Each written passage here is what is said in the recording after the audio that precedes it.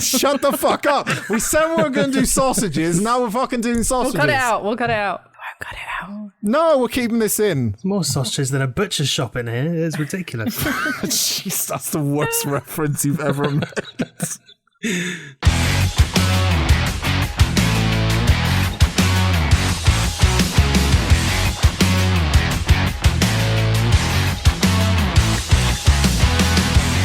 Once more for Guyve.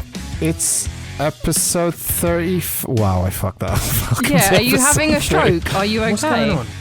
I had a mid-brain fart where I was like, I know, I'm going to rhyme 35 again and see if I can do the bingo calls. But I immediately went, as soon as I turned the volume down in the music, I didn't know what to say. So I just made up a bunch of words that made no fucking sense and gave up halfway. Hello and welcome to episode 35. My name is Dan, the shit show himself.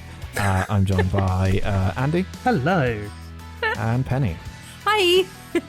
Sorry. I'm sorry. I'm a bit of a mess this week. I've had to change my life around.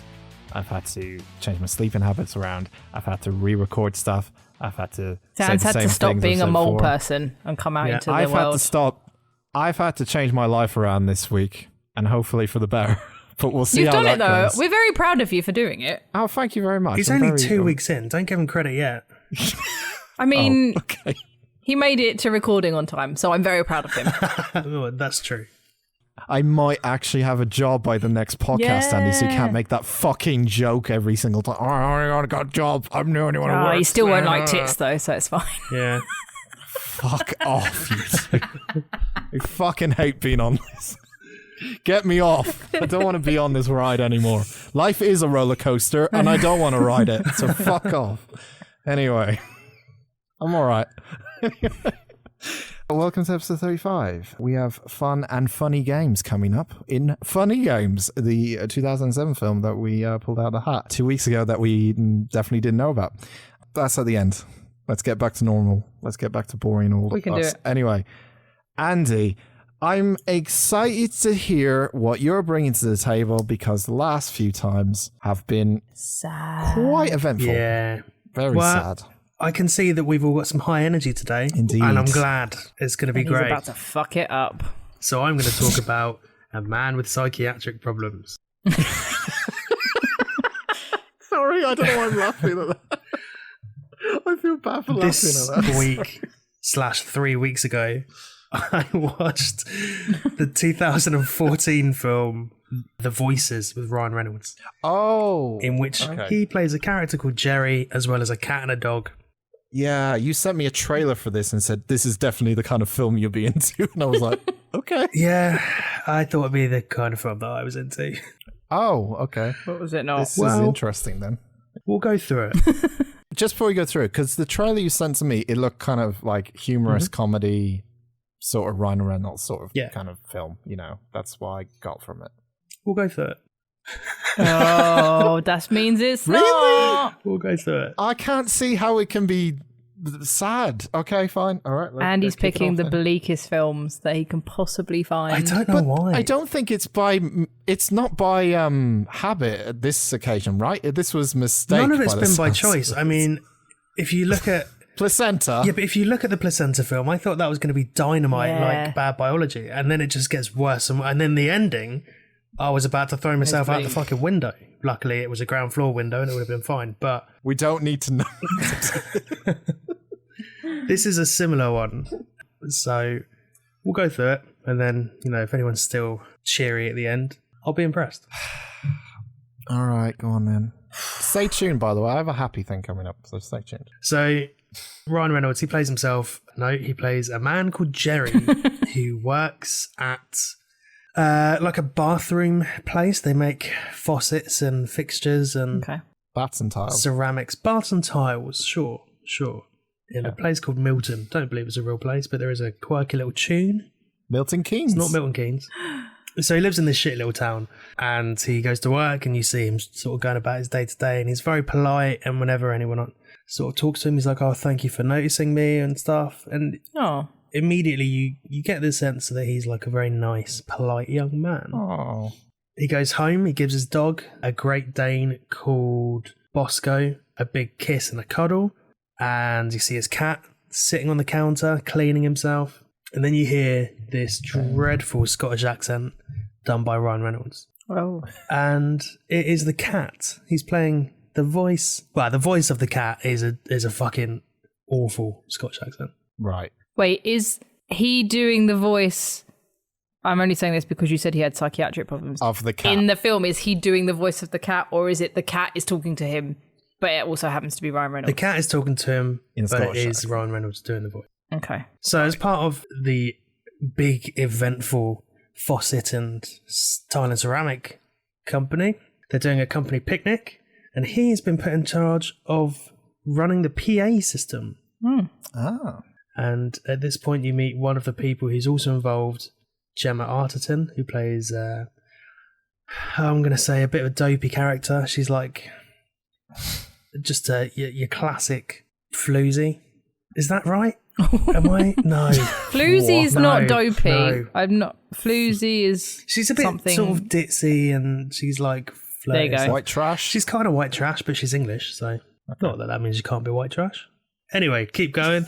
So they're flirting, and he starts shoving pizza in his mouth, and then she leaves, and he goes to therapy, and you meet his shrink, whose name I cannot remember or be bothered to find. Let's call him Bob. It's a woman.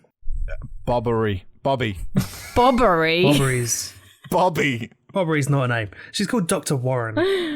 And Dr. Warren is talking to him and saying, you're doing really well. It's good that you're keeping your job down, and, you need to keep coming here and you need to keep taking your medication. And she asks if he's hearing any voices. And he says, well, only when people are talking to me. And she's like, okay, well, just don't forget that your mum also thought she heard angels. And he's like, okay, I remember. Oh. He hasn't mentioned the cat then. He hasn't mentioned the cat, no. Okay. So we cut to the party, and Jerry is involved in a conga line with Fiona and a couple of other people. And Jerry has like a weird attraction to Gemma Arterton where it doesn't seem reciprocated. And whenever he sees her, everything slows down, and he sees like colourful Disney butterflies floating around her head, Aww. I've had those moments. Yeah. which is quite sweet. Yeah. Quite sweet. He then goes home, and Mr. Whiskers, the cat, asks if he fucked her. Oh. See, this is where I come from. And then says, well, she's English, so she probably wouldn't be interested anyway, because you're just a dumb What American. does that mean? And she's too sophisticated for you, Jerry, you prick. Have you seen... No. I'm not gonna say- Don't. No. I was literally going to go, have you seen English... Sorry. Daniel. Let's keep going. I'm not doing any apologies this episode. They're not all sophisticated is what I mean. I'm not saying that, there's that stereotype that everyone is posh in England. They're not. So, Move on. Bosco the dog's like, come on, Jerry, time for a walk, and they both leave the apartment. The next What day, accent does Bosco have? Bosco just has a standard American accent. It's quite deep, his baritone. Does that help? Is it Ryan Reynolds? Yeah, it's still Ryan Reynolds. He's doing the voice of both of them. Okay. The next day, he goes up to the accounting department to see Fiona because he's obviously infatuated with her. And we get introduced to Lisa, who's played by Anna Kendrick. And it's getting awkward. So Not again. Lisa is like, we're all going out for drinks later. Do you want to join us? So they go out for after-work drinks. And he's talking about knowing karate for some reason. Fiona is like, I left the UK to come here for a guy, and then I got here and he wasn't interested. And he's like, hey, I know karate. And they're like, what the fuck are you talking about? Oh, I think I'm seeing where possibly it's going. So, Lisa is like, well, do you want to give me a lift home? It's raining. And he says, yeah. And then Fiona gives her the look as if to say, yo, bitch, get out of my Kool-Aid. I want the lift home instead. Get out of my Kool-Aid. My Kool-Aid? Yeah. I've never been in I've never used that term. Kool-Aid. No, Flavour Aid normally for us, Ben. That's true. Vimto. I love him too. Oh. We haven't got Kool-Aid. We just have Vimto in the UK. That's the closest we'll get to it, surely. Is that still a thing? I love it. I'm I've got literally a bottle drinking right it here. right now, yeah. I literally have a bottle right there. Yeah, same. don't know. Not a sponsor. Not a sponsor. Not yet. Not yet. So Jerry takes Fiona home, and on the journey he's talking about taking her out for dinner, and you sort of get a glimpse at how, and I'm putting this in quotations here, how on the spectrum he is, because he's really awkward about things and he doesn't seem to be good around people. And as she goes to leave, he fist bumps her and then blows it up. Oh, I used to be like that. He's a sweet guy. He's a lovely guy, isn't it? Yeah, I mean, it's relatable in terms of being awkward, especially around women. English women. Not the Americans, though. Not the Americans. I'm pretty fly with them. The fact he said pretty fly makes me think you're not. For a white guy, move on. So the next day he goes back to accounting to see Fiona, and she's not there. The other lady's there, Lisa, and there's another one who I can't remember. They say that she's not around, she's gone somewhere else, but it turns out that Fiona has just been hiding because she doesn't want to see him because she thinks he's weird. Oh, Ryan. Oh. Jerry gives them the flyer for this Chinese place he was going to take her on a date, and Fiona is like, fuck it, I'm not going to go. Do you want to go to karaoke? So she goes to karaoke with her mates. Meanwhile, he is at the Chinese place. He bigs it up as... she stands him She up. stands up and he bigs it up to her on the journey home as some amazing Chinese restaurant. It turns out there's only 2 people in there. He's one of them. Oh. But there is also a singing Chinese Elvis. Amazing. Okay. And a Bruce Lee lookalike doing karate moves down the buffet aisles. I'm in. Let's go. And I don't know why it was there. But, you know. Okay. Yeah. So, Lisa and Fiona leave the karaoke place at the same time, and Fiona gets in her car, and it's stormy, proper thundery, and her car won't start. So she's on the side of the road with her thumb out, and Jerry drives past, sees her, picks her up, and she apologizes for being a dickhead and says, let's go get a burger or something. And they drive. And he's like, no, I'm full of Chinese food, bitch. No, because he's that kind of guy who's just going to be saying yes to any chance he gets. So, yeah. Yeah. Well, they get in the car to head towards this burger place. And as they're chatting, he starts getting distracted by her and starts seeing her as an angel. Oh. Again with the butterflies. And as he's got his eyes off of the road, he hits a moose. That's not funny. No. But that'll fuck you up. Mooses are massive. Yeah. So this moose crashes through the windscreen. They're both okay, but the moose is fucked. And the moose talks to Jerry and says, kill me. Just kill me. Oh. So he does kill it. He slits its throat. I mean, I can see why, but also I can see why that's a little awkward on a weird kind of date. Yeah. He just pulls a knife out of nowhere, slits a moose's throat. So she obviously panics. She runs into the woods and he's chasing her with the knife and he's saying, I don't know what's wrong. I don't know what's wrong. And then he trips and he stabs her when he falls on top of her. Okay. She's like, Jerry. And he's like, I'm sorry. And then he keeps apologizing and he keeps stabbing her. How does he keep stabbing her? Why does he keep stabbing her? Like how? How? Like I get the first one if he falls on her. Yeah. Like, oh, sorry. How does he then keep stabbing her? He takes the knife in his hand and just keeps plunging it into her chest. Oh, I mean, I was with him until that point. Yeah. No, Dan's like, I've done this before. He's a psychopath, right? He's psycho. He's troubled. He's definitely troubled. Yeah. There's something not right. Yeah, I mean, he's obviously not got capacity, if you know what I mean. Yeah. Okay. So he goes home and the dog, Bosco, is like, well, time to go to the cops. They'll understand. Just tell them it was an accident. And Mr. Whiskers...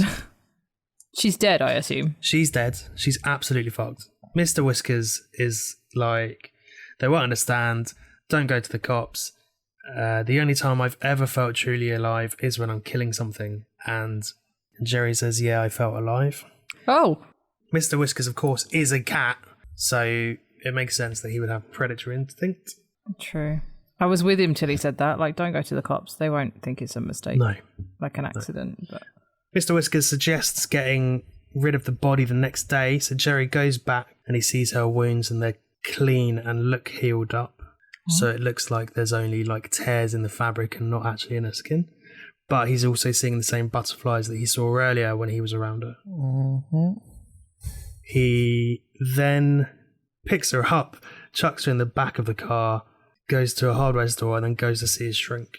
Andy really knows the kill mood, doesn't he? Yes. We're all very energetic I mean, before this happened. The hardware store's quite sexy, as we know, so you never know. He picks up some Maybe rope, it's all- he picks up some gaffer tape, and he's going to do things to her. Well, no, now you've made it weird. Jesus So he tells the shrink that he's stopped taking his pills, and she's like, you need to take them, otherwise they'll put you away for being non-compliant. And it gives a bit of a sort of suggestive insight into something that has happened to him in the past. But we don't know at this point what it is. Okay. So he lives above a bowling alley. That's just where he lives, which sounds like the dream place. Why is this so depressing? No, it doesn't. That must be so shitty. It must be so loud all the time. I think it's a closed bowling alley. There's no one else there apart from him. Oh. But it's painting that picture of like single, like lonely guy. Poverty and stuff, lives above a fucking bowling alley, can't talk to women, stabs them, Stabs them by accident. talks to his cat and dog a lot. Yeah. So he's now cutting Gemma Arterton up, putting her into little tidy Tupperware boxes, and then putting them in fashion of like red lid, blue lid, stacks them all That's up. silly, because then you'll keep all the evidence in the Tupperware boxes. Penny knows. You want to... Penny knows this shit.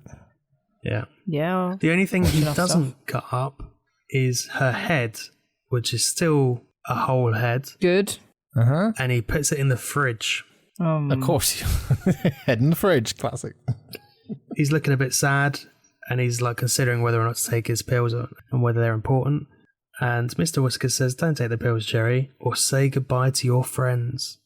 Uh-oh. And then he hears Fiona's voice coming from the fridge, and the decapitated head tells him to take the pills, so he does, because he values what Fiona says. So he's now asleep. Right. He's passed out on the sofa, and he's getting flashbacks to this Vietnam flashbacks. sock puppet friend he had as a kid. Is like his only friend as he's growing up. And he wakes up, the meds have kicked in, and he sees that the house is like a mess. There's blood everywhere. There's bits and pieces of flesh scattered around. The kitchen is fucking covered. He opens the fridge door, and her head is grim. Like it looks like a decapitated head. Not a clean head. Correct. He tries to talk to the animals, and neither of them are talking to him. They're just sort of looking at him like, yo, what up? You're a dickhead. As cats are wont to do. He goes, I mean, cats do that anyway. But he goes back to bed, wakes up the next day, and everything is clean again. And Fiona's now talking to him. So the meds have now worn off. He's sitting there eating cereal with her on the table in front of him. And you start to notice that she's using stereotypical phrases like, by George, and chummy chum. And all right, governor. And it's all a bit weird. So, I'm assuming you mean stereotypical, inverted commas, English phrases. Oh, yeah, sorry, I should have. But I mean, they're like stereotypical to Americans. Correct. I've never heard anyone say chummy chum. No. Or all right, governor. I've heard all right, boss man. You get governor in Essex a lot, so. Well, of course you do, not down here. Not in Milton. We get sir. So he goes back to work, and everyone's realised that Fiona's missing. The pets are back talking to him, and the cat is talking to him about killing again. And he goes to see the accounting team, specifically Lisa, because she was nice to him. They go out for a drink, and they're both talking about cats. Her cat is called Mr. Pighead. What? Mr. Pighead? Mr. Pighead, yeah. I call Brody some weird things, but like her full name being Mr. Pighead is... It's odd. And she goes back to his, and he takes her instead to this creepy little shack in the woods, and it's like wallpaper peeling off, it's decrepit and everything. And it turns out that was his childhood home.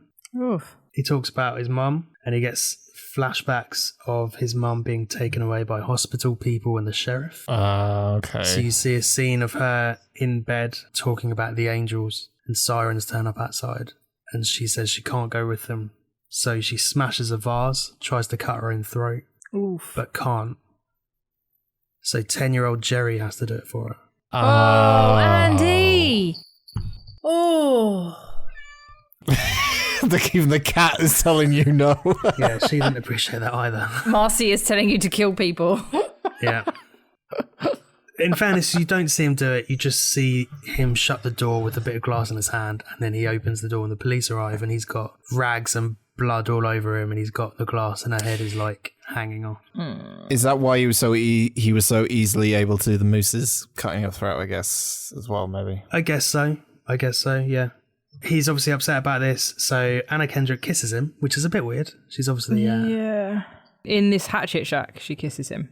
Yeah. I mean, if he kills her now, it's her fault. She should run away. Yeah. She's like, take me home. And she heads towards the door. He turns around to follow her. And as he does, he puts a knife down on a table. So he had a knife in his hand whilst they were talking. And I guess the implication is that he was going to do her in. She didn't see the knife and she still kissed him. Yeah. I mean, there's a lot of red flags here, Ben. Well, that's why I'm pointing them out, because you know how good I am at red flags. So they go back to hers and they do a snog, and I assume they do a fuck, because the next morning she says, that was a lovely night. Is this 50 Shades of Grey? That was a good fuck. That was nice. That was nice. I do hate it when you say do a fuck or do a snog. Do a fuck.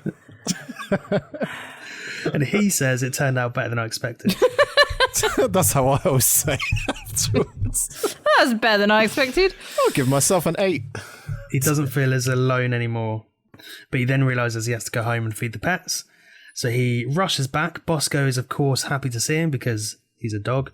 Mr. Whiskers is like, where the fuck is my fucking food? Yeah. Good old kitties. He's sat on the sofa because cats. He Marcy. then opens the fridge door to get the milk for Mr. Whiskers. Fiona's still there. And Fiona is still there. And she says, I'm still waiting for a friend. She wants someone to keep her company. So he goes into work and goes up to the accounting department. He spent more time there than doing his actual job. I was going to say. And Lisa takes him into the cupboard and they do another snog. One snog. And then they get caught out by the other woman from the accounting team, Alison. And Jerry awkwardly leaves and is like, sorry, yeah, the printer, I fixed the printer. Thanks very much. Printer's fixed. See you later. With my mouth and your face. Lisa asks Alison for his address because she wants to leave him a little gift. I think she's going to give him a cake of some sort. Is it a shit on the couch? No, I wish it was. But I think it's just a cake. And she turns up at his door. Hang on. So she asks for his address and she gets it. Meanwhile, Jerry is at home and he's watching a news report with the sheriff saying that there's a serial killer. And then the sheriff turns directly down the camera and says, we're going to find you. We know where you are. We're going to come find you. You're a serial killer. Technically, as far as we know right now, he's not a serial killer. He's only killed one lady. Correct. And a moose. Yeah, Correct. but he obviously sees his visions as something else, especially with the drugs. Yeah. So what he does after that is he holds a meeting with the cat, the dog, and the headless Fiona. Yep. As he do. To hear all of their perspectives. And then there's a knock at the door, and Lisa has turned up with a cake, and she sees Fiona's head and obviously panics. Good. That's the correct response. She sees him talking to the cat. Obviously, she's not hearing a response from the cat because she's, I don't want to say normal, but normal. Yeah. It's not exactly normal. Let's put it that way. So he's now shouting towards the cat, obviously getting no response, and just keeps yelling at it. And she is obviously seeing him having a breakdown, so she tries to run to the bathroom, but he chases her. And he's being nice to her, and he's like apologizing, and then she starts apologizing. Then they're both apologizing, and I lost track of what they're apologizing for. She then tries to escape, but he grabs her, throws her onto a bed, like the back of her neck cracks off the headboard of the bed, snapping her neck. Oh, You see blood coming out of her eyes and ears, and she is also dead. So he puts her head in the fridge as well. Oh, fucks. Well, And now Fiona has a friend. So this is very different from the comedic tones that trailer definitely let you knew about. You thought it was meant to be a funny comedy. Well, that's why I put it on thinking this will be a bit of a black comedy. It'll be quite entertaining. Yeah. There'll be some good jokes in it, and it's not. It's not at all. You like depressing films, though. Yeah, but I don't hunt them out. They just fucking turn up on my doorstep. They come to me. Yeah. They turn up asking for eggs. It's ridiculous. Fuck's sake. I hope you gave them the fucking eggs. I did, yeah.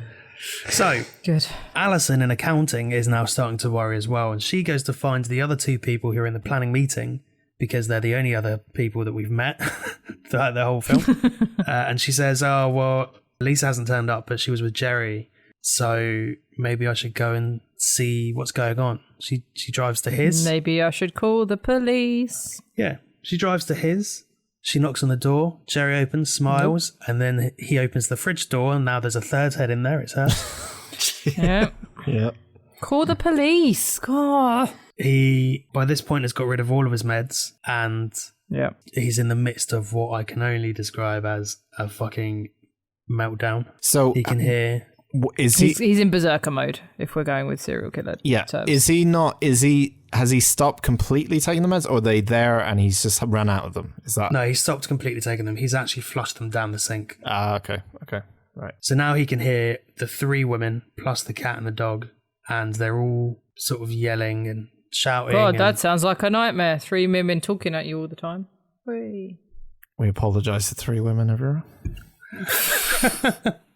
just 3 women. No, he's like Randy Orton. He hears voices in his head. They come to him. He understands. They talk to me. Is he a wrestler? That was a deep cut, wasn't it? That was That's a unnecessary. deep cut. I mean, okay, you know, fucking move on. That came out of nowhere. You fucker. Stop. So you can hear all these voices. The dog is the most level. So if you think of like a good and an evil side, obviously Mr. Whiskers is the arsehole cat who's giving him like the negative side of everything. You need to kill, you need to do this, fuck everyone. Devil on his shoulder. Yeah, Mr. Roscoe is the more level, like, this isn't the right thing that you're doing. You need to be a better person. You need to do this and you need to do that. However, he just shuts everyone down by telling them all to shut the fuck up. And then he goes to the shrink. And he says to her that he's totally off his meds and he's been struggling. Understatement. And that he has killed 3 people. And then he kidnaps her. Oh. And takes her into a field. And he gives her one opportunity to bring him around. I mean, she's not a med, so she might struggle. She says people have these thoughts all the time. Everyone has them to different degrees, and that he's not alone. There are people who struggle with this, and she's leveling him off. And he says it's the most convincing argument she's given him in 5 minutes than she has in the last 5 years. Oh. And then he takes her home to feed the pets because he's worried about those pets. Gonna be in the fridge. So she's still bound up. He leaves her on the sofa. Meanwhile, the 2 guys who were talking to Alison about where Lisa was, they find his house and break in, and they see the head on the table, and they see another head in the fridge. They see the boxes of blood and sort of mutilated organs and limbs everywhere. They open the door to get in, and the dog gets out. So they call the police. By this point, Jerry... Again, why are they not calling the police before? Before what? We're like, oh, I've seen a head on this guy's table and one in his fridge. I'm going to call the police. But that's what they did. Rather than... Oh, I think you said they like saw it and then they tried to go in. And then No. They break in, see it, call the police. Then the dog escapes. I'd call the police before I broke in. You can't call the police, break in, and then there's nothing wrong, because then you're the arsehole. So just call the police and let them deal with the murders. They're just trying to find the proof, Penno. Come on. So, They'll mess with the evidence. someone's been watching too much CSI, haven't they? Yeah. Jerry turns back up. He realises the pets have escaped, and the cat, turns out, is still there. He says that Bosco has been hit by a car. No. It was a joke that he made earlier on, and I really hope that's not true. The shrink is saying to him that she doesn't want to be alone, so Jerry puts the head of Fiona on the table next to her. Oh. He says, hey, you can talk to Fiona. I don't think that's what she meant. She'll make you feel better. Then the cops turn up and they storm the place. So Jerry locks himself in the bathroom, then finds an air vent in the bathroom that drops him into the bowling alley. He's knocked an air pipe as he's climbing down. It's actually a gas pipe. When the SWAT team goes in to find him, they somehow spark the gas and the whole place starts to burn down. Right. Jerry is now inside the burning bowling alley, and he sees both Bosco and Mr. Whiskers. And Bosco says, stand your ground. There's nothing good here for you. You've done nothing but upset people. And Mr. Whiskers said, well, we could fill 10 more refrigerators if we can get out of here. Well, I shouldn't have laughed at that, but Whiskers, what a dick. Yeah. And then the screen goes white and he's in a musical number with both of his parents and the 3 women that he killed and Jesus. He died then. So the assumption is that he died, but I don't know if I've had it confirmed anywhere. He must have. That's the end. Is that the end? Open ending. Oh, fuck off. Now I sound like you. That's the end. He's in this you see him in the smouldering building, and then it goes to white, and he's singing a song about the town of Milton. I was all up for watching this, and then you've hatcheted it. And now I'm not. I haven't hatcheted shit all. Well, no. I don't think it's that bad. I think I like the idea of it. It reminds me a lot of it's a different concept, but there was a film that came out last year called Father, where Anthony Hopkins is a guy who has dementia, but you see from his perspective what he sees. So he forgets, like, things are not really happening on screen as that are really happening. Yeah. But this is obviously, he's got his conscience is the cat and the dog, isn't it, really? The good and the bad. Yeah. But yeah, I like the idea with it. The problem I had with it is that it's sort of painted from the trailers and from the general concept of Ryan Reynolds is a cat and a dog. Yeah. As that trailer is so misleading, given what you showed me. And that it's supposed to be a comedy, and it's not. It's a troubling film, and it does bring like some genuine mental health issues to light, and it's plays on some and suggests others, but it's not a fun film. I don't know why I keep finding films where people keep fucking committing suicide or killing children. Well, if it helps, I feel like today's theme is going to say more about me than anything else. But well, you say that, but that was my film as well, Pet. Well, yeah, true. I haven't seen the trailer for this, but I feel like if I'd seen the trailer, I wouldn't have been interested in watching it.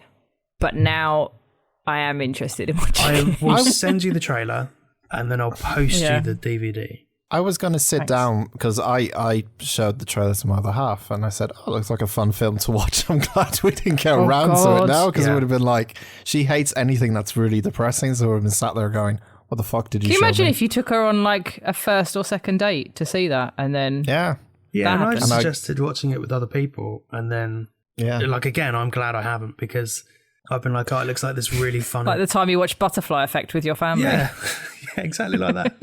I think it poses a bigger question is that, do you want the trailer to give you the general feeling of what this film is? Or do you want to keep it the secret? Yeah, you say that, but then wouldn't you like a surprise? Even if it was, say it wasn't depressing and it was something like it turned into a musical or something, which might be depressing to some people, wouldn't you say that having that secret is worth it because it's that payoff, of, oh, wow, I didn't expect it to be like that. It's just the tone is unexpected, I think. Especially, like, there are a lot of people that don't like films like that. Like, don't want to see it. Like, I know people, they don't watch horror films. They don't like any of that. So if they saw that trailer and then went and watched that, I feel like they would be not happy about that. I don't watch trailers sometimes. So would I consider this to be a bad film because I'm basing it off a trailer I didn't see as well? I'm not sure you'd say it was a bad film, but I feel like it sounds like it's slightly misadvertised, which is fine with us. But if you're really not into things like that, or I don't know if it's triggering to people, it's not. I mean, this could be very triggering to a lot of people, and I don't think you would necessarily get that from the trailer. And when I worked in a video shop, we used to have people who come in saying, well, I've seen this trailer, it looks good. They'd take it and then come back and go, yeah, that's not at all what it is. This was something else. And this is an example of that. And like, I do think it's a good film. Yeah. And it does have some, not necessarily poignant moments, but there are some like touching parts of it. And you get to see him develop and stuff. And the character arcs are interesting, but it's not what I was expecting. And that's totally fine. But also, it's not what I was expecting. Okay.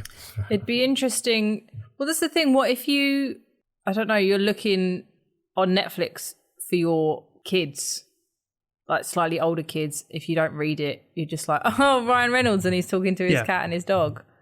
Bung that on. It could be a problem. Yeah. But I mean, this should definitely have a trigger warning. With some of the things that happen in it, it should definitely have a trigger warning. And that's fine. Consider this a public service announcement. Okay, thank you, Andy. I'm here for your public service announcement of the depressing films that you probably might not like if you're expecting something else. Next week, I'll be talking about Schindler's List, another upbeat. Stay tuned. Jerry. Jerry. Hi, Fiona. Look what you did to me. I'm so sorry. Friday I had a pretty cushy gig. I had lots of friends, I was the office hottie. Now I'm a severed head in a fridge. Sucks to be me, Jerry. What can I do about it now? Take the meds, you useless wanker. Take them! All right, well, thanks for leaving me the job, bringing the fucking energy up again. So, guys, I have come up with a brand new quiz. Now, this quiz... If it doesn't have a jingle, I'm not interested. Oh, you fucking say that, Bennett. Well, Yes! let's fucking hear it then. Let's go. Yes!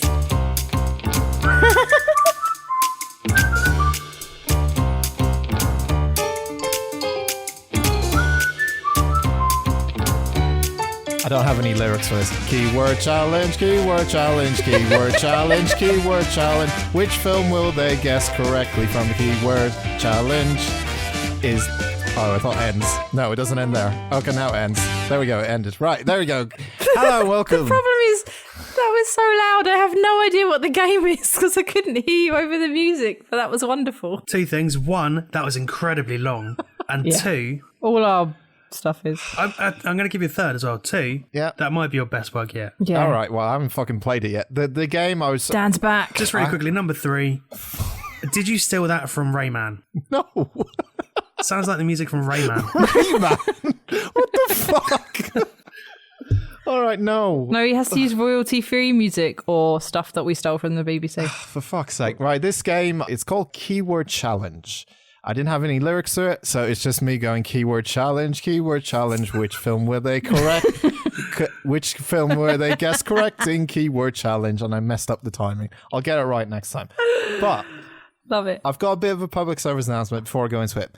I realize that some people may think I've stolen this from another podcast that technically doesn't. It does exist, but the guy who did it is not on that podcast anymore, and it was called Keyword Countdown.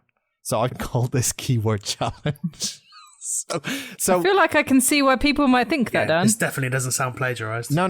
There's no fucking copyright on it. It's a very simple game, but it's also a fun game for all the family, for everyone to enjoy. But I've called it Keyword Challenge. Because this is a family podcast. Exactly. So you two are going up against each other.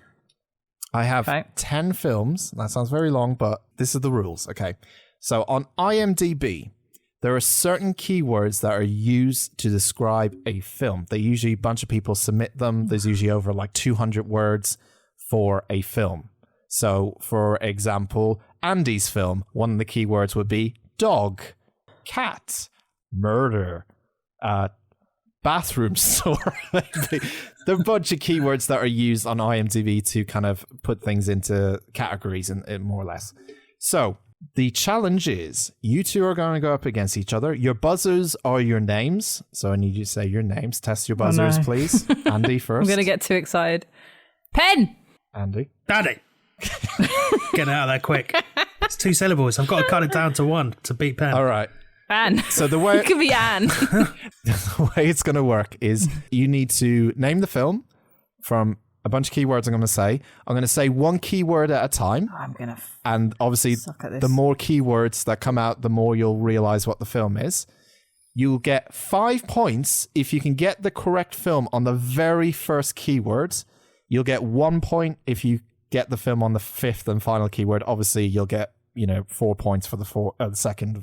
You know what I mean? It goes down in points, so the more you guess early, the better, I guess.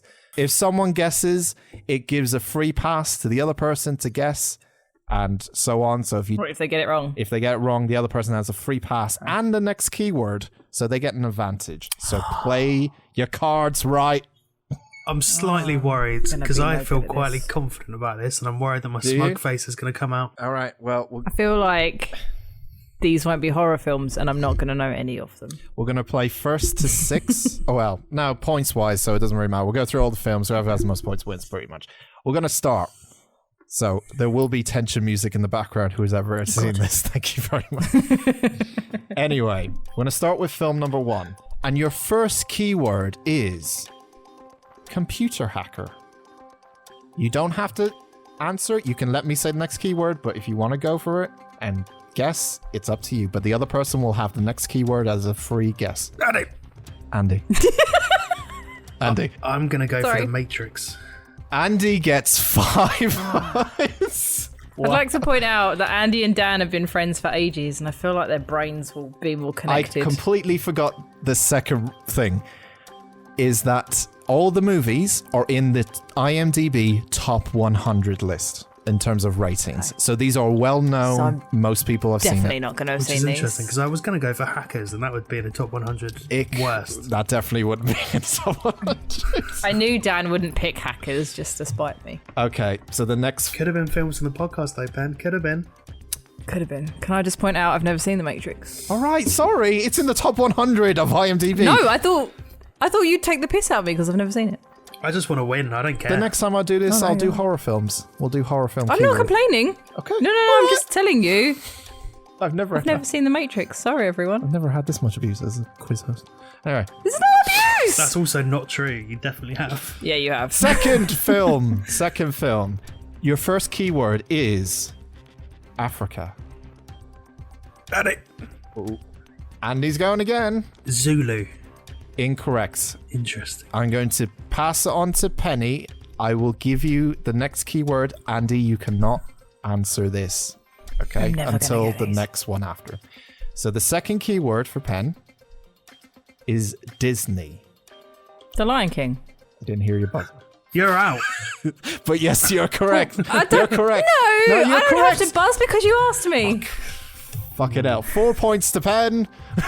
Yeah. Congratulations. All right, next film. The keyword is crime family. Pen. Penny? The Godfather. Correct. 5 points to Pen. She's back in the lead, everyone. It was actually The Godfather 2. You're out. No, it was just the one. Just the one Godfather. Thank you. Right, next film. Keyword is snow. Lovely. Pen. Penny? I feel like that might be a premature pen.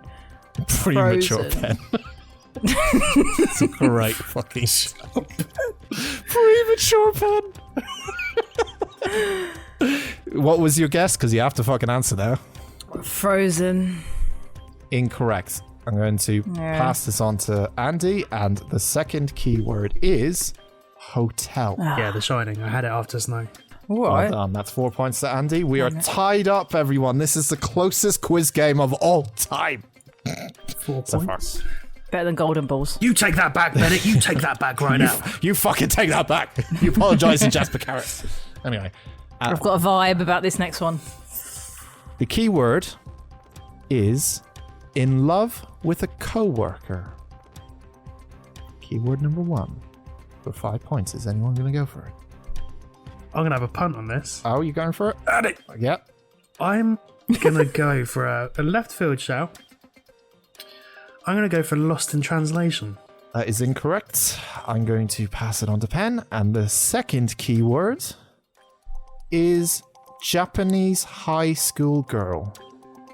So, in love with a coworker and Japanese high school girl. You don't have to answer it, but you get a free shot at it if you want. Japanese high school girl. In love with a coworker. No? I've got nothing. No. Okay, Andy's back in play. Here is the third keyword. He knows. I can see it on his smug face. He knows. Touching one's breasts. Touching one's breasts. So we got in love with a coworker, That's a keyword. Japanese high school girl, some of them are hilarious, and touching one's breasts. No. Okay. I'm going to move on. Number 4 Right. is time travel. Pen. Pen for 2 points. Oh no. You got to answer it now Yeah. for 2 points. Go for it. You might as well. It's your name was, but it's not because. Correct. Oh. They're not co-workers, are they? No, he's in love. Remember when he's in love with the co-worker? Oh. And yeah. That is bullshit. Because that's all I thought of when we were at 4 points. But I was like, well, they're the co-workers. Threw me off. Well, you got it right. Well done. 2 points for Penn. Just back in the lead. I was nowhere near that, in fairness. What did you think it was, Smugface? I thought it was No idea, Battle but- Royale for the longest of times. Top 100 Enough with the films. co- Gotta be Worker. top 100, surely. All right. Should be. Next film. Is anyone keeping track of the scores, by the way? I am. Don't worry. I'm Okay. fucking professional. All right. Keyword number 1. CGI animation. Could be anything. I think I'm going to move on. Number 2. Rivalry. Said that wrong. Rivalry. CGI animation.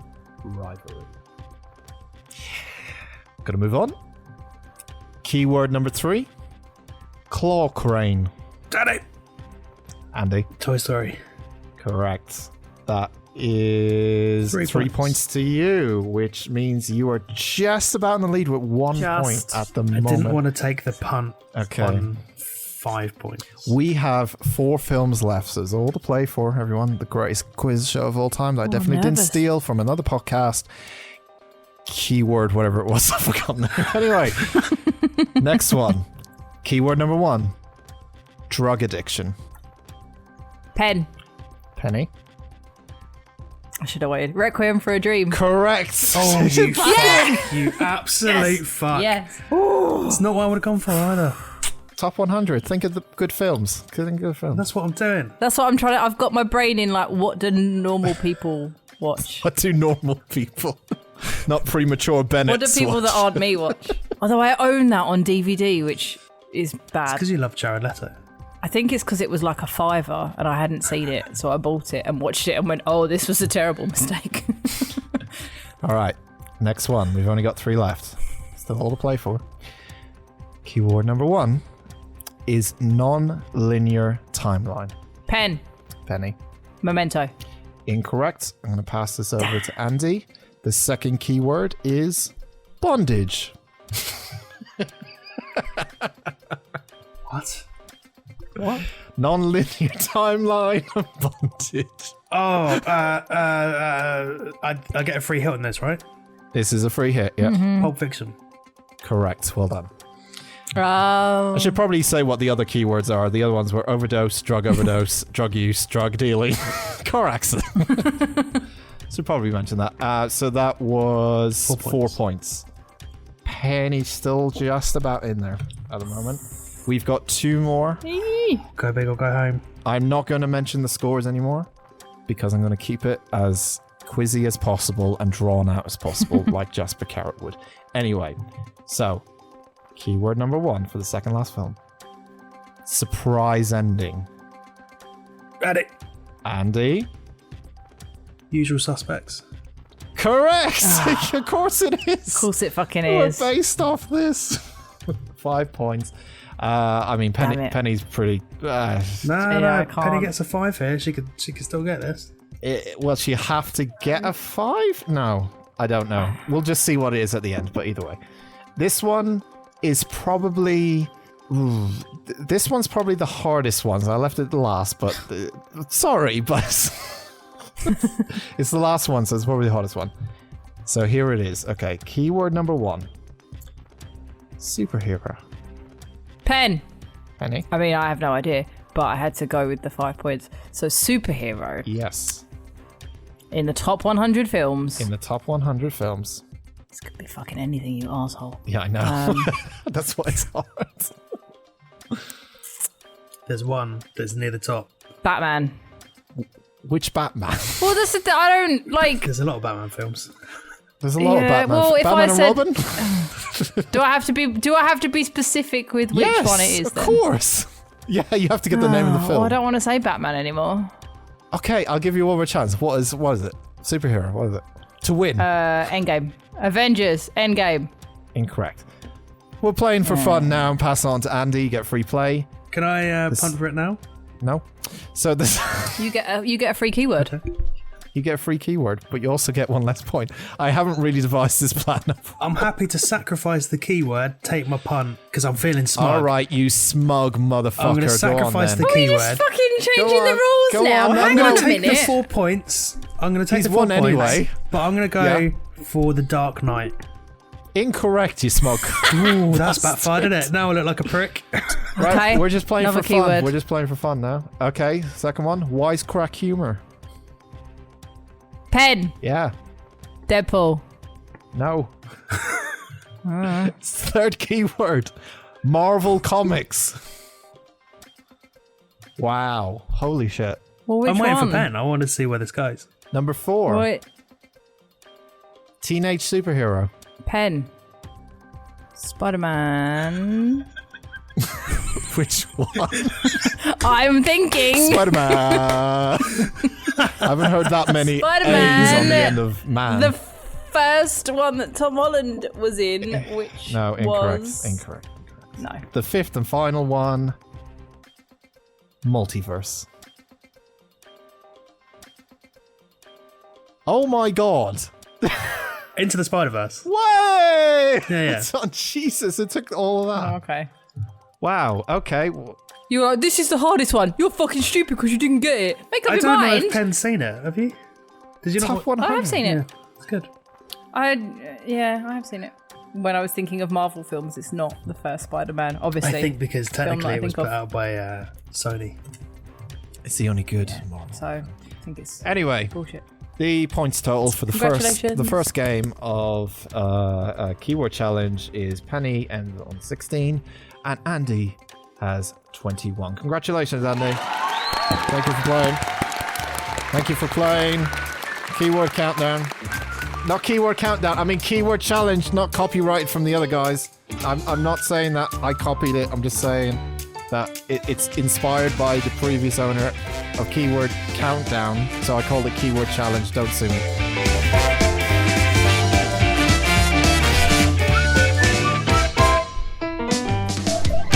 Anyway, that was where's Penny gone? You look away for one She's just second because you're having a left. dance and she's gone. She Alright. just couldn't accept the defeat. She fucking what a sad loser. God, what a premature Bennett. Hi, Bennett. I figured it was a really long fucking jingle, so I could have a quick wee before we get into the film out for that. Well, film out of the hat this week is Funny Games 2007, chosen by Andy. Yeah. Stars Naomi Watts, Tim Roth, Michael Pitt, Bradley Cobert. Directed by Michael Haneke. I think that's how you pronounce it. I probably butchered it. Don't know. Michael Haneke. Is that right? I think Haneke's right. Michael Haneke. Cool. This is a remake of a German film that came out in 97, right? I believe it's Austrian, Austrian, sorry. Oh. and he directed it himself. He directed both of them, Haneke. Ah, okay. Okay, I see. They're basically shot for shot. Is it Austrian or is it German? Who knows? Yeah, I think it's Austrian. I just seen it's Austrian, yeah. Yeah, I did watch a YouTube video after watching this film going through the shot-for-shot remakes of everything. I was like, oh, yeah.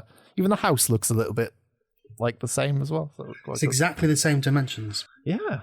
Anyway, I mean, I guess it's a smart move for people that aren't into subtitles. I think We don't have that problem, but you've got two audiences there. well, if you want to be big in the US, you got to make an English version, unfortunately, sometimes with a lot of things, even though some foreign films are really good, aka Parasite, stuff like that. So, you know. Yeah. Anyway, let's talk about this film. The film starts off with George and Anne and their son, Georgie, and their lovely little dog, or big dog, good boy, Lucky. Oh, lucky. And they're arriving at their lake house. They have a nice... they're a comfortable family. They have a nice... they look They're like... fancy. They're fancy. They have a nice life. They have a nice car. Nice, happy family. The fucking volume broke when I watched this film.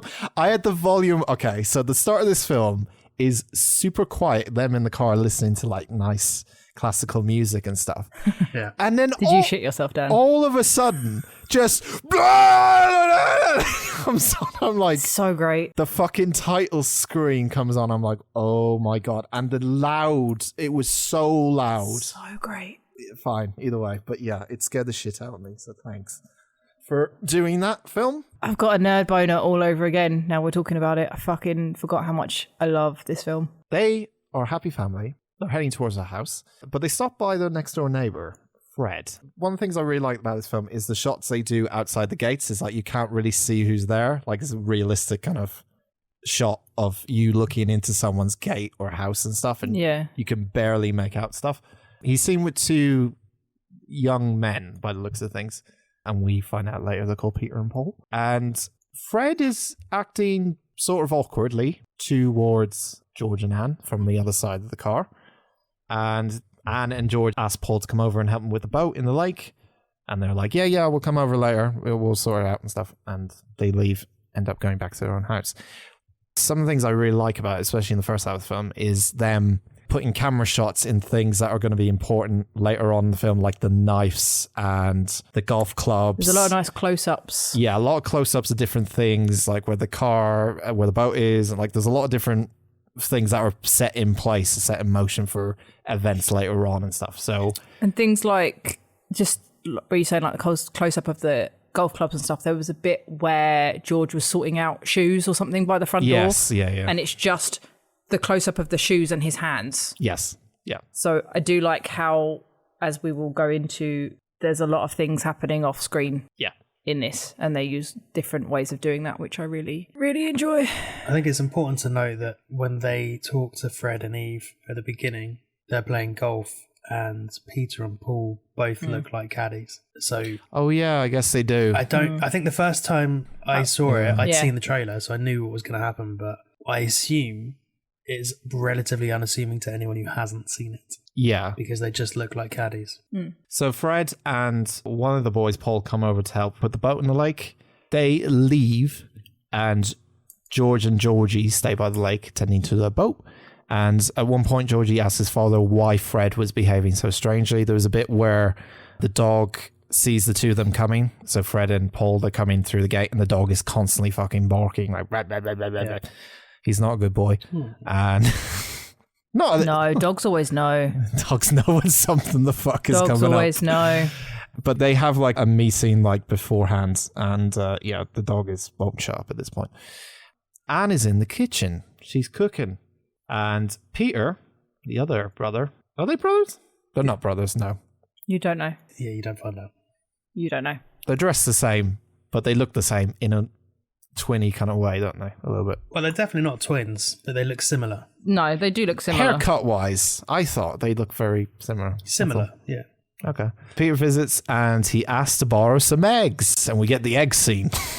The egg scene. The egg scene. And then, so Anne decides to give him some eggs in his hands, and when he goes to go out the door, he drops them, and she's like, oh, for fuck's sake. Oh, well, okay, whatever.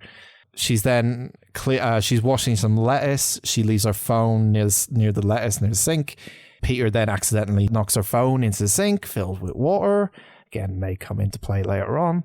And then Anne gives him another 4 eggs, and he leaves, this time in a carton. But at this point, she's kind of pissed, and she's asking him, why do you want 4 eggs? And he's like, oh, someone needs them, and I don't know what they're making with them.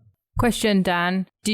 How did you feel about this interaction? Because I found them, I was like, oh, they're quite unassuming, but they're also really creepy. Yeah, there's a shot I like. There's a lot of shots I really like in the first half. Like there's a shot where she goes to the fridge and the camera pans towards the fridge and then goes back towards where he was standing, and he's a lot closer to her when it comes back, like just instantly right next to her. Yeah, it's uncomfortable. Like, they're very creepy without technically doing anything. Technically, he is just asking her for eggs. But it's just so... Yeah, but it gets to the point where he's like insistent of, I just want the eggs kind of thing. You know, I just need the eggs now. It's gone from, can I ask you for eggs, until I need the eggs. Give me the eggs kind of thing. Yeah. But he's still very polite about it. I mean, he's like, give me the eggs, but he's still... Sophisticated. Still polite. Yeah. There's a lot of gaslighting in this movie from the two of them. Yes. Like further on, they're very much like, well, you know... all I wanted was the eggs. If you'd have just given me the eggs, then we wouldn't be here. And they're all like, this is your, you know, if you hadn't have done this, which I thought was really well done, because they are still very polite. But obviously they are not good guys. Soon afterwards, she hears Lucky barking and finds Peter and Paul inside together. Lucky has jumped on Peter, causing him to break the second batch of eggs. Oh, for fuck's sake! Says Naomi Watts. Such a bad dog. Such a bad boy. Yeah. That's a bad doggo. What? You? Bad dog. Don't break the eggs. You are terrible people. Paul. And if your dog is barking that much and it doesn't normally, you need to listen to the dog because the dog fucking knows. Paul then sees one of the golf clubs inside and he asks her, is it okay if I use it? I really, really like these golf clubs. I really want to use them. And she's like, whatever do we have to do? At this point, she's like, meh, you're fucking annoying me. Get out of my face. We go back to the boat and George and Georgie hear Lucky barking hysterically when suddenly the barking stops. Uh-oh. I mean, it doesn't. He makes this noise first. And It's a wailing kind of thing. Yeah. Yeah. So I wonder what happened there. So Peter and Paul end up requesting more eggs, and Anne becomes incredibly frustrated, and George arrives and tries to force the men to leave. They're like, okay, you just go. You've upset my wife. She's at this point nearly kind of at tears. I think she's frustrated because they are being so polite and she doesn't want to be like shouting at them. So she's just and like... they are, like you said, they're quite close to her and, you know, they are bigger than her. Yeah. But they're not being aggressive. They're asking... No. They keep saying, have we done something wrong? What have we done wrong? But that's the frustrating thing is like, I think to her, she's just like, oh, for fuck's sake, like, can you common sense a little?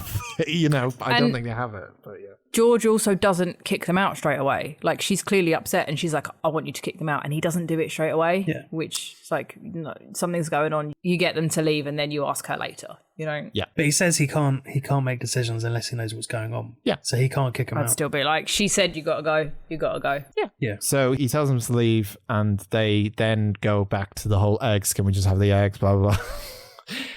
Then George slaps Paul in the face. Ooh. Very nice bitch slap. Which is a bit weird. It was weird, wasn't it? Why didn't he ball a fist? He didn't punch him. Yeah. It's a little strange.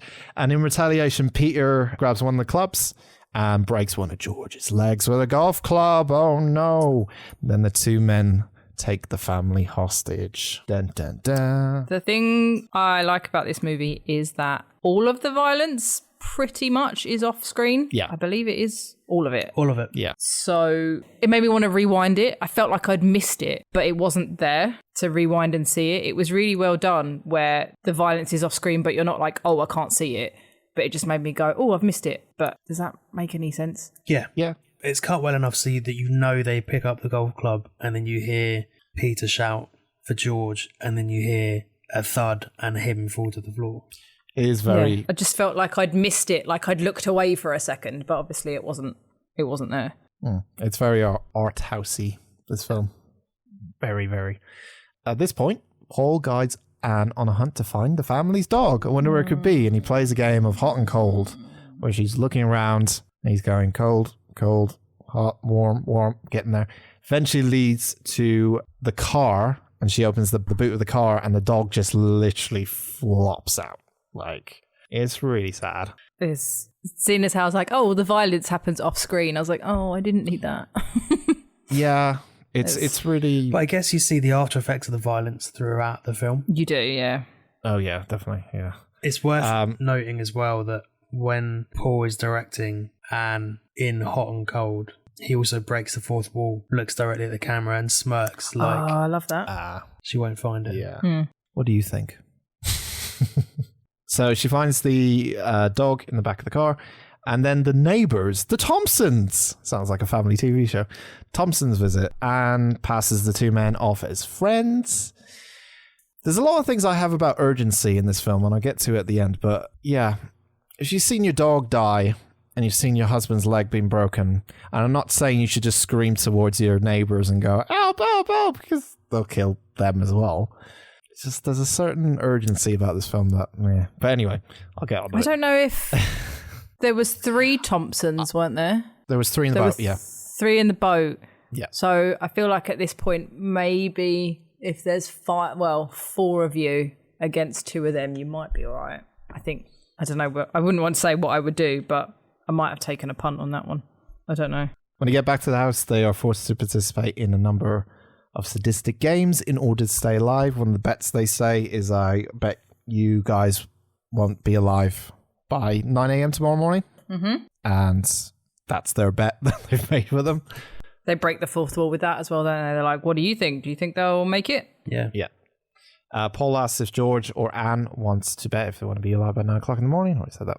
And says that he and Peter are betting they will not be. Paul frequently ridicules Peter's weight and lack of intelligence, and he describes a number of contradicting stories of Peter's past, although no definitive explanation is ever present as the men's origins or motives at all. It's all a game, isn't it? It's like we're drug dealers. It's a lot scarier when there's no motive, Sid. We're on drugs, but I'm actually on drugs. Sorry, I made that up.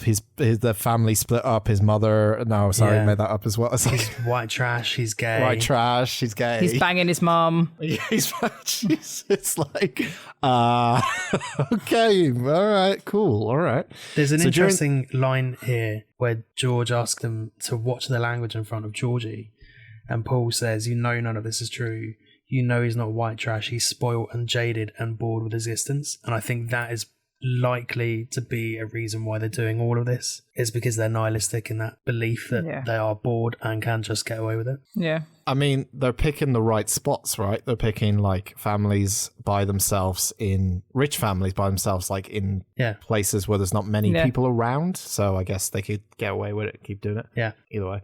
During the games, Peter and Paul put Georgie's head in the bag. Cat in a bag. Cat in a bag. Cat in a bag. Cat in the bag, because they want to be respectful of a child in the room, because they're going to ask Anne to strip naked for a reason.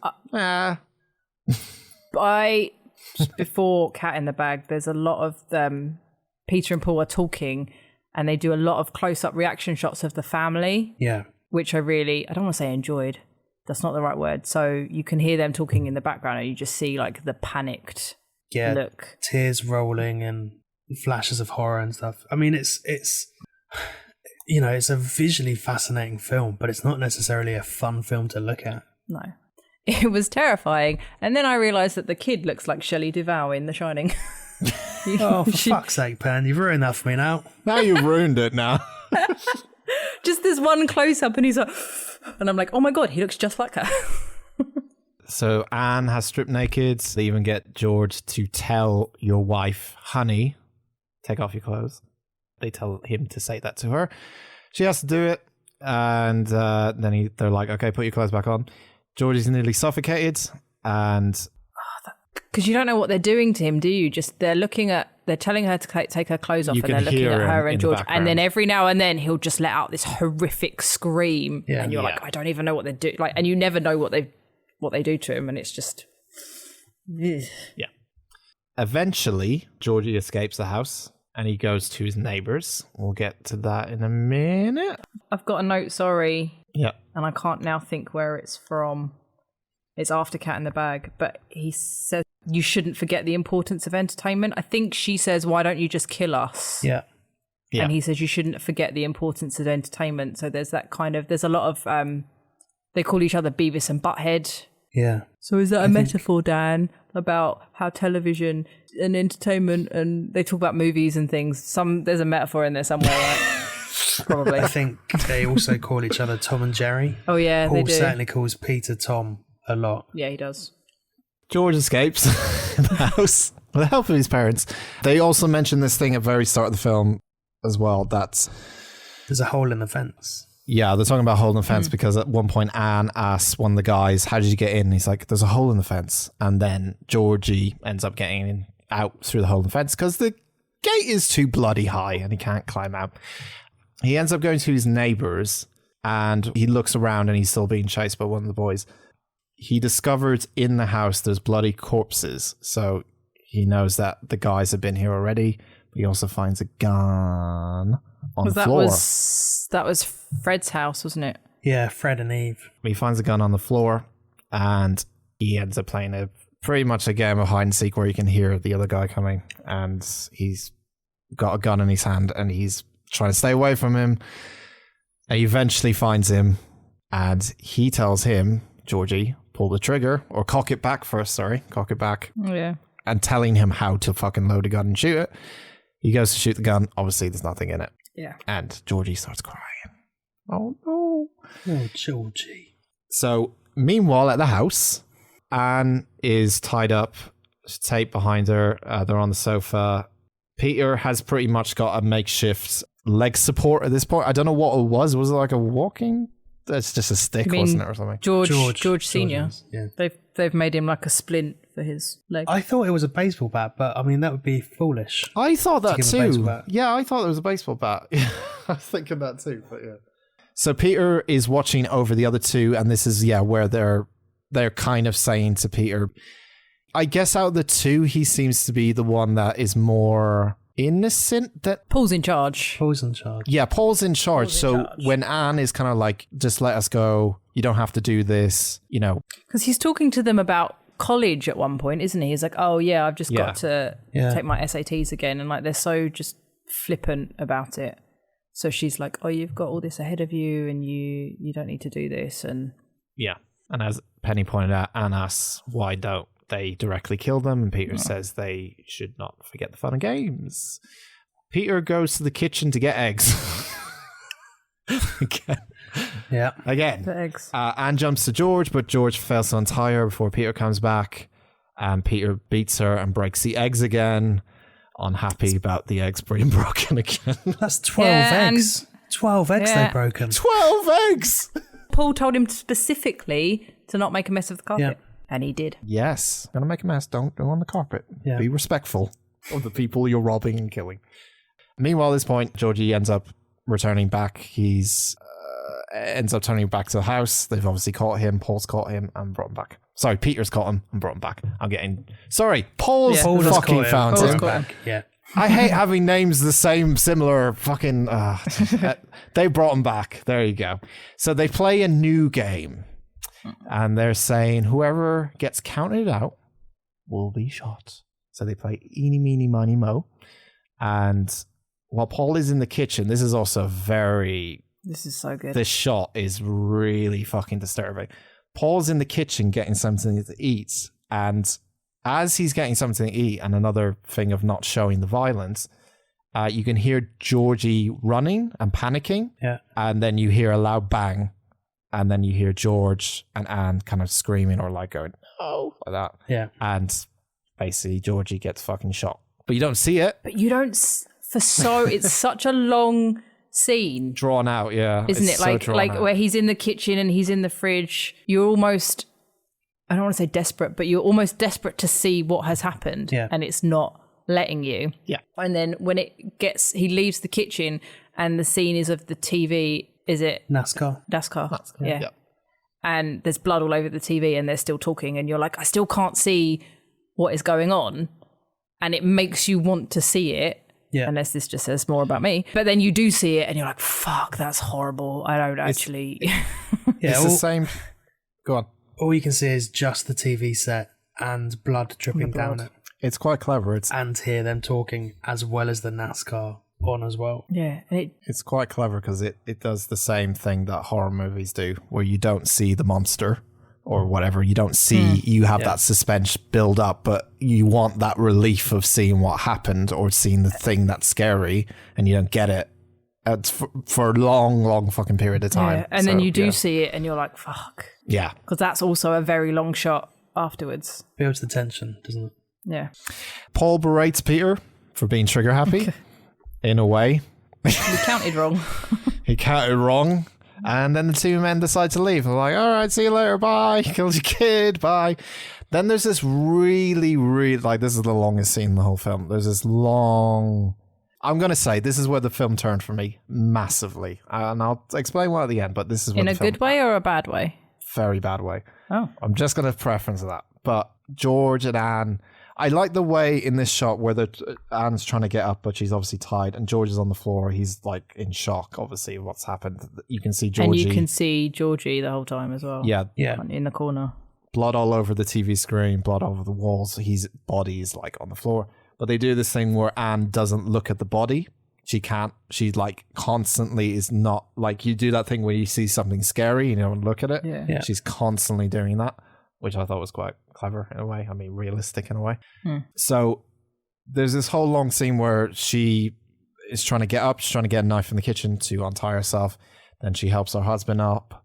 It goes on for a long, long fucking time. It's like 10, 15 minutes, a long, long period of time. Yeah. But essentially, they try to use the phone, and because the phone went into water earlier, Anne's phone at least, it's not working. So they're trying to dry it, trying to take the battery out, take the SIM card out and put it back in, and try to get a signal or anything at all. Like, one of the things that puzzled me really quickly was like, where is George's phone? It's in the car. Where's the car? Out the front. Why don't they just go to the front? I agree with you. And also a landline. They don't have one. Like, They said they didn't have one. surely. They said they don't have one because they're not there enough to use it, so they don't. Because they're not there enough. It's like a summer home, isn't it? Yeah. They only go for like a week or two, so they don't bother. I'm guessing the boys took the car because they ended up in a car later on. So I'm guessing that's probably what happened. Oh, possibly. Maybe. I mean, you never see them take the car specifically, but Yeah. it's possible. I mean, they might have said it whilst we were here in the NASCAR, like we're going to take the car, but I don't. Yeah. I don't know. Yeah, I remember. So George decides, and you go find help. I'll stay here. George's going to dry the phone with a hairdryer and see if he can get a signal. Anne's going to try and go off and find help. I've written, I love Tim Roth, even when he's sad and eating bread. Yeah, that was the best part. Just one baguette. I do love Tim Roth a lot. I love Michael Pitt a lot as well. But he's trying to dry the phone with a hairdryer, and he just grabs a baguette and just takes a chunk out of it in like some kind of, he's sitting there, he's hungry, he can't go. I He's don't eating know, for the sake of eating. He's trying to distract himself, isn't he? yeah. He's trying not to think about it. Yeah, this kid is dead in the next room. Yeah. Yeah. So 2 things happened. George, he eventually dries the phone up so he gets a signal, and he dials 999, gets an answer, but on the other end they can't hear him. So obviously the speaker or whatever he's speaking to, the voice box, whatever it's called. Microphone. Microphone. Never heard of them before. The thing directly in front of your face. Whatever. Shut up. Wait, she wasn't talking into a dick. Sorry, Dan. Way. She's done ya. She's absolutely played ya because there's a dick in front of your face. Way. That was the joke. Way. It's funnier when you explain it. Yep. All right. Now the battery's going low. Fuck. All right. Meanwhile, Anne. I hate this bit. This annoyed me. Yeah, it really fucking annoyed me. Mm-hmm. Anne goes to a house and she ends up shouting it through the gates. I think it's Fred's house, maybe. Oh no, the kid, Georgie would have said Fred's dead. I think she said to Anne. Well, I he thought said she to Anne. went to Fred's house because he said they killed Jenny or whatever their kid was called. Oh, so maybe he she knows went that. back. No, but I thought she went back, and I was like, well, that's stupid because he told you they're dead. That's what I got from that. Well, if that is the case, yeah, that's also stupid. But then she goes to the fucking road, and so there's a car coming towards her, and she hides behind a tree just in case she thinks it's the guys. It's not. It's a van. And then when the van goes past, then she goes, wait. And then it's too late, obviously. Yeah. The second car comes, and you know what's happening now. It's the second car comes, and it's them, but you don't see them coming out of the car. You don't see anything at all. You just think, oh shit, this is probably the guys. And you're right. She gets captured and got brought back. I guess because I didn't have a lot of the geography, but that first shot is quite a long drive. Yeah. Isn't it, when they're in the car? And then the Thompsons, they're from across the water. Yeah. Because they've come over on a boat. Yeah. Because I was a bit like, you would just keep running. Like you would hide from all the cars. I would anyway, and just keep running. But I assume that is the whole point, that they are very far away from, they've got acres, and they were going to play tennis with Fred. Yeah. So I assume they have tennis courts and stuff. So they, Pete and Paul end up bringing back Anne. They end up stabbing George, and they tell Anne to say a prayer before making a choice for her husband. And she's like, I don't know any prayers. And they kind of just force her to say a prayer. And they're like, very good, well done. Like very patronizing kind of things. They're very patronizing boys. The choice was a painful and prolonged death with a little knife, or quick and brutal death with a big shotgun. While Paul is talking, Anne grabs the shotgun on the table and kills Peter. And then I hate this bit. An enraged Paul grabs the shotgun and he's like, fuck, we can't do this. Grabs the television remote, rewinds the film. I've got a note here that I sent to Penny that says, I wonder what Dan is thinking right now. I will say this. I get it. I get why that's a thing. Yeah. But I don't agree with a lot of it. I didn't need it. It's all about them having control of the situation. The whole time they have control, and this is them asserting that again. Yeah. They're changing the narrative to what they want, and they are pushing that control. Yeah. And that's exactly what it is. They keep telling George he's the captain of the house, but he's not. No. No. It's Paul, and this is an example of that. And I guess with the television movie, I suppose actually it makes sense with the fourth wall breaking. Yeah, it's fourth wall breaking. It's not throughout. too out of place. Yeah. Yeah, it's not my favourite scene. I feel like I could have done without it. It would have been more bleak if she tried. Like it wouldn't have been out of place if she just tried and not got it. They could have done without that bit, I think. Yeah. But yeah, like you, I get why they did it. There's a fourth wall break just before they stab George, where they say to the audience, you want to see how this develops, right? You want to see plausible plot development. Yeah, they do. So as in, like, you want the triggers that you would expect in these sort of things. You want the option of a knife or a gun, and you want to see her make that decision. It's not down to us, it's down to them for entertainment. Reminds me of one of Penny's films. fucking love this film. That are self-aware of what genre they're in. So yeah, they rewind a few occurrences back to before Anne grabs shotgun. This time, Paul is able to grab shotgun, saying she's not allowed to break the rules. And Peter and Paul kill George, and they take Anne on the family's boat.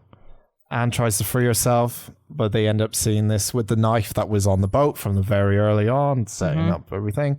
Anne tries to free herself with it, is caught by Paul and Peter, and they just say, sit next to us, don't get lonely, sit next to us.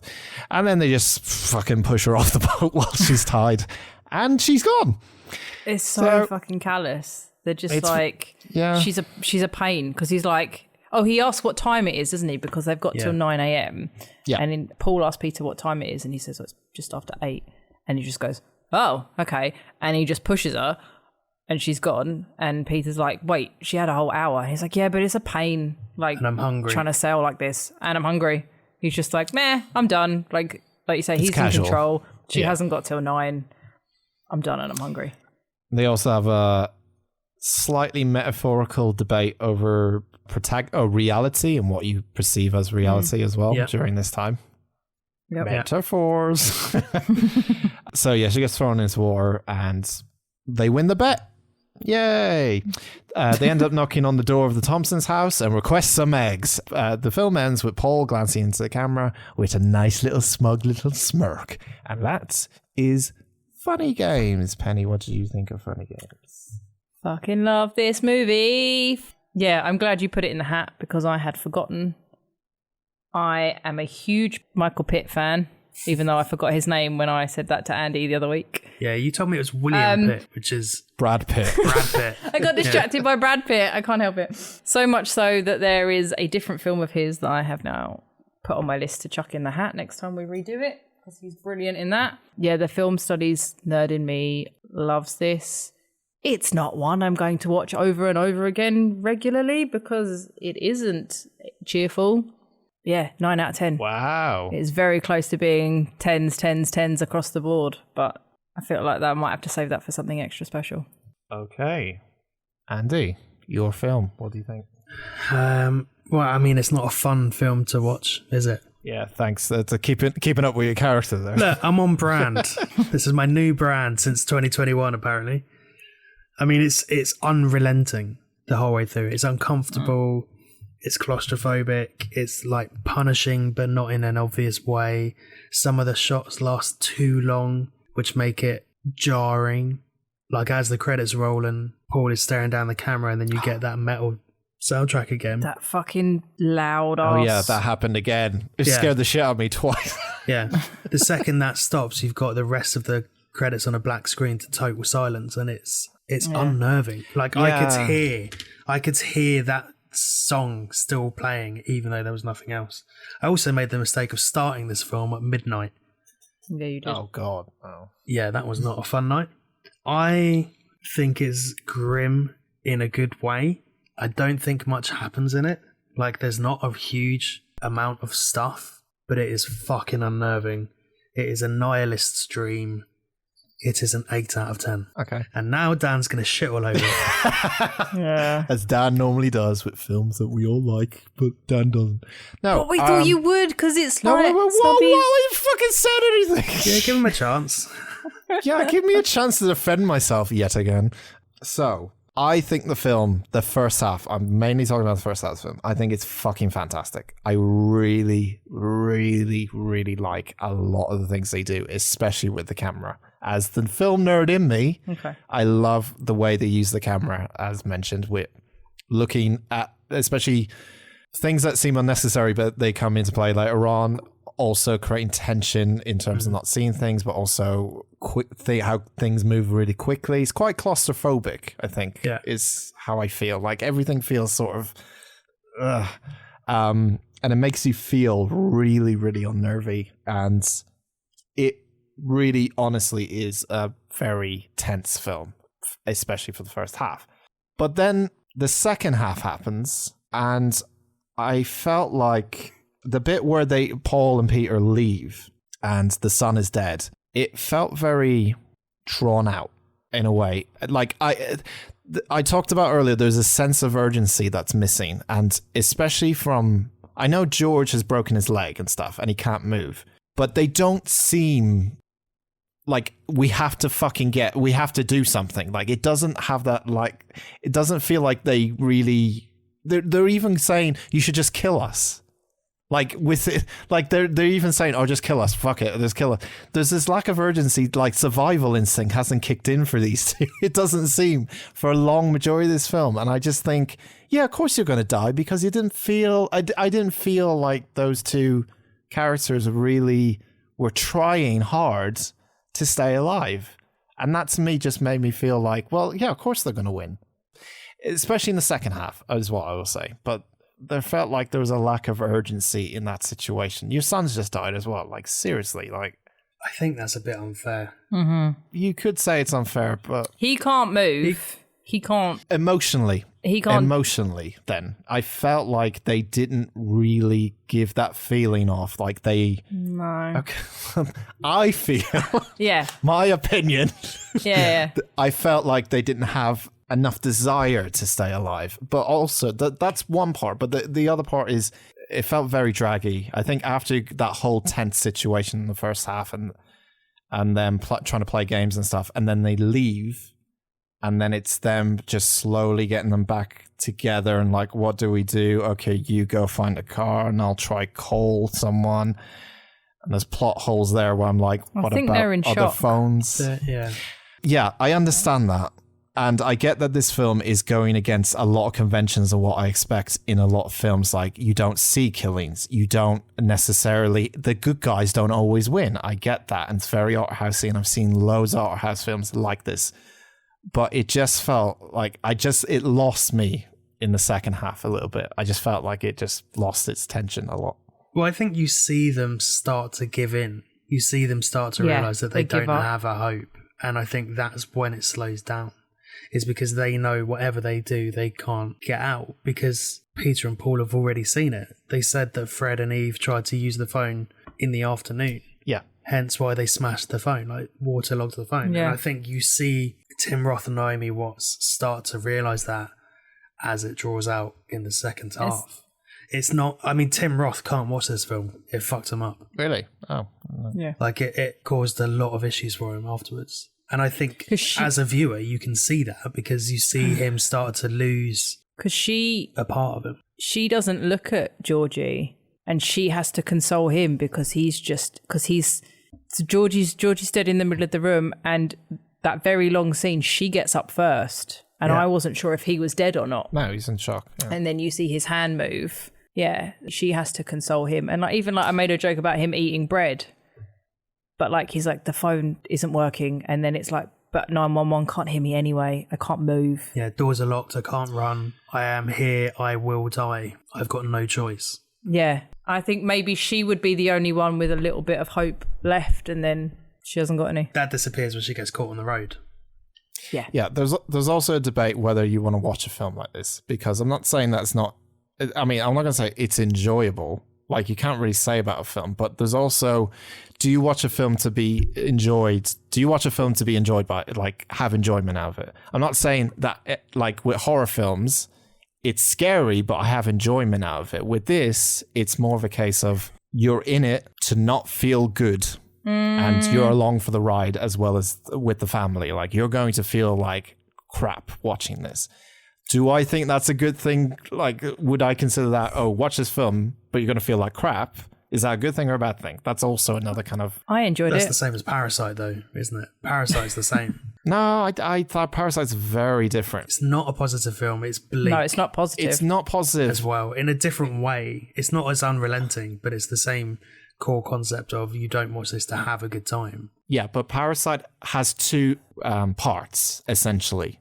You know, when it splits in the middle, when it gets that thunderstorm and stuff. Yeah. And for me, the first part was enjoyable in terms of that sense, because you're seeing this family is quite comedic and funny. Not saying that it needs to be comedic and funny to be a good film. Yeah. I'm just saying, if you're watching this film, if I said to someone and they say, oh, should I watch Funny Games? I'm like, you can.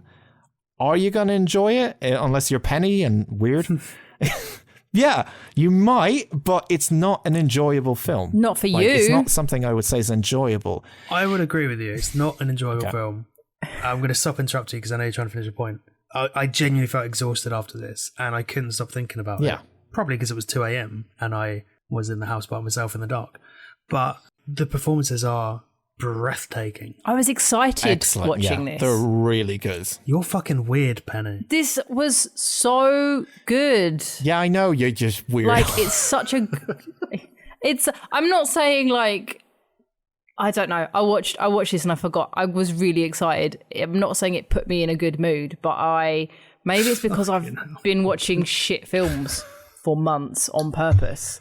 I was just like, oh, this is so beautiful and it's so well shot, and I love Tim Roth and I love Michael Pitt, and I enjoyed watching it. I loved the shots and I loved it. I didn't, it's fucking horrible. I actually think Tim Roth is the weakest part of this film. Yeah, I love him in a lot of things. I would agree. But he was just the sad dad. Yeah, accent went every so often. He wasn't as dynamic as Naomi Watts or the kids. Georgie was fantastic. No, Georgie was great. The amount of snot that comes out of Naomi Watts' face is that's a good snot incredible. count. Snot count was high. I feel weird saying I enjoyed it, but I can't articulate it. It's fine. Any better. I think the point I'm trying to make is that it's not going to be for everyone. I hate saying that, but it really is like that kind of film. I like it. I don't know if I enjoy it. I didn't enjoy Butterfly Effect. I don't know if I enjoy it that much. But I feel like that's more mainstream. Similar. But I didn't enjoy that. That made me fucking miserable. Similar This did not. vibes. Yeah, similar vibes. They're both difficult films to watch. They won't make you happy. They will leave you with a weird taste in your mouth, but you won't stop thinking about them for a while. True. And that's true. And I'm going to give it the same score I gave Butterfly Effect. I'm going to give it a 7. So it's not bad. Not bad. Above average. See? I think it's all right. I think it's above good. my average. Yeah. Penny's like, that's an average score. How dare you? No, I'm not. Can I ask a question whilst we're still on it? Because I know we're sort of on the verge of like an art conversation here. What would have made it better for you? Because I put this in the hat specifically thinking of you, knowing that Penny already liked it. And I thought the art aspects of it would sing to you, and it's got enough sort of horror, inverted commas, elements in it to keep you invested. This was the one that I put in with the most confidence, thinking Dan's going to fucking love this. Which says a lot about the rest of the other stuff that's in there. Yeah, definitely. Okay. I like art house films. I've seen The Lobster. I've seen a bunch of like fucking weird fucking films, right? And for the most part, I enjoy them, but there is like a line between where I think it's silly at times. Like it gets too silly and it takes me out a lot. The thing that took me out of this is the rewind. Yeah. That completely just broke it for me. I was like, oh, come on. Like, I guess, suspend your disbelief. This is not the kind of film that is the conventional film where you think that you know where it's going. It's meant to make you feel tense and feel like you're not winning, like The Family. I get it. But it hit that line where it's like, well, it's not fun anymore because I know nothing is going to be good in the end. It's not, there's no hope. Like, no matter what, there's no hope in this film, in hope for the characters, which I get that they're trying to do, and they did it really, really well, so thumbs up for that. But as a viewer, as a person who sits down to watch this film, there were times where it just didn't click like that for me. So it didn't feel enjoyment out of it. Yeah, and it was the rewind part that I thought will make or break this film for you. And I think and I'm going to say regular viewer, in not a way to sort of give us upper echelon film breakdown skills, but you know what I mean? Someone who's not going to look at it to the same level that we would. I think when a normal sort of film watcher sits down and sees her picking up the knife in the boat, they're going to have that bit of glimmering hope, thinking, oh, okay, well, she's going to get out and she's going to stab him or whatever. But obviously, by that point, you checked out because you knew that whatever had happened, she wasn't going to win. If you know the kind of film you're going into, I would say, as we were talking about trailers earlier, it's not mainstream at all. It's very art-housey. So you be prepared for things that you're not expecting and different styles, especially. But I still think it's good. But either way, let's get the film for next in 2 weeks' time, guys. So the happy film, maybe it might be happy.